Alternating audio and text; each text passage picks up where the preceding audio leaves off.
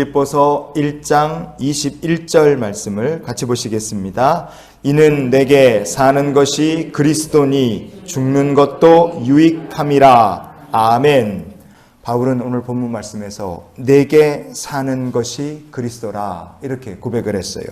이 말을 보면 바울의 인생에서 주도권을 쥐고 있는 것이 누구인지가 명확하죠. 바울 자신이 아니라 그리스도께서 내 인생의 주권과 우선권을 다 가지고 계시다. 이렇게 바울은 고백하며 살던 사람이었습니다. 그런 사도 바울이 감옥에 갇혀 있는 동안에 무슨 생각을 하며 살았을까요? 아마 여러 가지 생각을 했겠지만 이런 생각도 했을 법하다 생각합니다. 그게 뭐냐? 하나님, 왜 하나님께서 저를 저 바깥에 풀어서 자유롭게 다니면서 복음도 전하게 하시고 교회도 세우게 하시고 성도들을 양육하게 하시면 더 좋을 것 같은데 왜 하나님 저를 이렇게 오랜 시간 동안 이 감옥에 갇혀 지내게 하십니까? 그런 생각을 사도 바울이 했을 법하지 않겠습니까?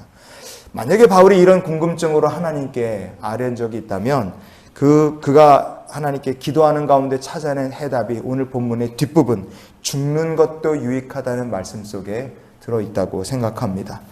이 본문 말씀에서 바울이 유익하다 이렇게 바울이 얘기했는데 이렇게 번역된 헬라어 본문이 케르도스라는 말입니다. 케르도스.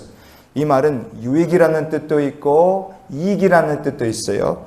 그러면 이 말이 어떤 말과 관계가 있는가? 이 케르도스라는 말은요, 잔돈이라는 말을 뜻하는 케르마라는 말하고 관계가 있습니다. 그럼 이 케르마, 잔돈이라는 말이 성경에 어디에 나오느냐? 아주 유명한 사건에 등장합니다. 요한복음 2장 15절 말씀 우리 같이 한번 보시겠습니다. 돈 바꾸는 사람들의 돈을 쏟으시며 상을 엎으시고. 아멘. 예수님 시대에 누구보다도 성전에 매일 찾아가고 누구보다도 성전에 오래 머물러 있던 사람들이 누굴까요? 이게 아이러니하게도 성전에서 장사하던 사람들이었을 겁니다. 이 사람들은 신실한 사람들이 아니에요. 주님께서 왜 내 아버지의 기도하는 집을 강도의 소굴로 바꿔놨느냐? 주님께서 참 진노하셨던 그 일을 벌인 사람들이 바로 성전에서 장사하는 사람들이었습니다. 이 사람들은 누구보다도 성전에서 오래 있고 매일 성전에 가지만 하나님하고 아무 상관없이 살던 사람들이었다. 우리가 그렇게 말할 수 있죠. 그들이 성전에서 물건을 사고 팔고 주고 받았던 것이 바로 케르마, 잔돈이었습니다. 성전에서 그들이 바꿔주는 그 돈들이었어요. 이 케르마, 잔돈이라는 게 그래서 하나님과 아무런 상관없는 인생을 사는 사람들이라 우리가 그렇게 생각하시면 돼요.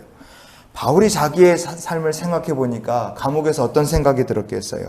근데 예수님을 만난 다음에 바울이 통렬하게 깨닫게 된 것이 무엇이냐? 알고 보니 나는 하나님의 마음 알지 못했고 하나님과 아무런 상관없이 살았던 어리석고 무익한 사람이었구나. 바울이 그런 거를 깨달아 고백하게 된 거죠.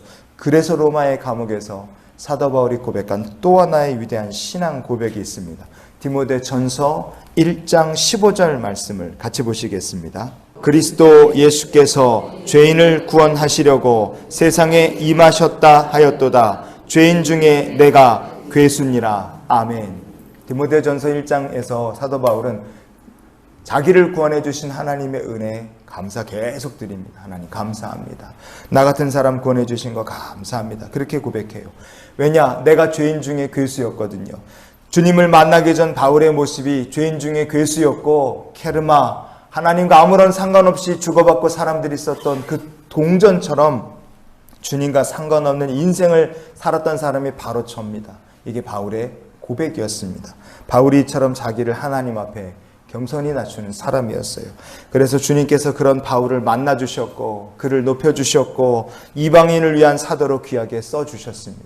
사도 바울은 비록 감옥에 갇혀 있어도 그게 너무 감사하고 생각해보면 또 감사한 거예요. 그래서 바울이 주님께 드린 고백이 무엇입니까? 주님, 나 같은 이 죄인 중에 괴수, 무익한 종도 하나님께 내 삶의 모든 것, 생명이라도 드릴 수 있다면 내가 죽는 것도 하나님 유익합니다. 케르도스.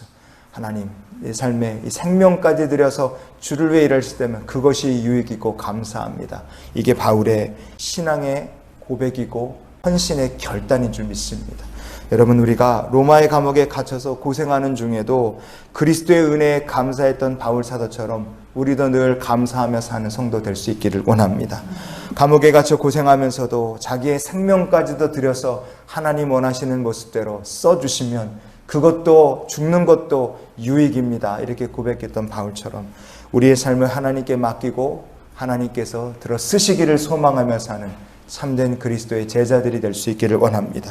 그래서 우리가 이런 기도로 오늘을 살았으면 좋겠어요. 하나님, 오늘도 주님의 영광을 위하여 살게 하여 주시옵소서. 하나님과 상관없는 인생은 아무리 많은 것을 성취하고 쌓아놓았다 할지라도 결국 주님의 진노 앞에서 뒤집어 엎어질 동전을 쌓아 올려놓은 초라한 책상의 탁자에 불과합니다. 그러나 하나님께 자기의 삶을 온전히 맡기는 사람은 그 성도의 인생을 통해서 하나님의 나라와 교회와 복음을 위해서 유익이 되는 삶으로 하나님이 써주실 줄 믿습니다. 오늘도 하나님께 영광을 돌리고 주와 함께 동행하는 귀한 날이 되시기를 예수 그리스도의 이름으로 축원을 드립니다.